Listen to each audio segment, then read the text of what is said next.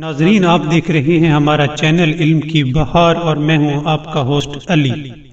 ناظرین، ایک دفعہ کا ذکر ہے کہ ایک شخص نے اپنے ایک نیک دوست کو مرنے کے بعد خواب میں دیکھا اور اس سے پوچھا کہ خدا نے تمہارے ساتھ کیا کیا ہے۔ اس نے کہا کہ خدا نے مجھ سے فرمایا کہ اے بندے، کیا تو جانتا ہے کہ میں نے تجھے کس وجہ سے معاف کیا ہے؟ میں نے کہا کہ میرے اچھے اعمال کی وجہ سے۔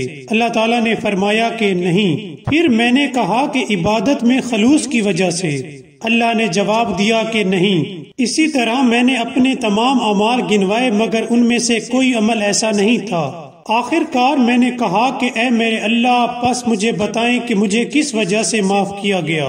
تب آواز قدرت آئی کہ کیا تجھے یاد ہے کہ ایک دن بغداد کے دروازوں سے تو گزر رہا تھا؟ تب تو نے ایک بلی کے بچے کو دیکھا جو سردی کی وجہ سے بے حال ہو رہا تھا اور سخت سردی کی وجہ سے وہ دیوار سے پناہ لیے ہوئے تھا۔ تو نے اس پر رحم کیا۔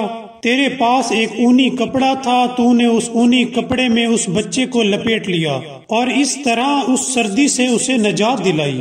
تب خدا نے فرمایا کہ بلی پر رحم کرنے کی وجہ سے میں نے تجھ پر رحم کیا اور تجھے معاف کر دیا۔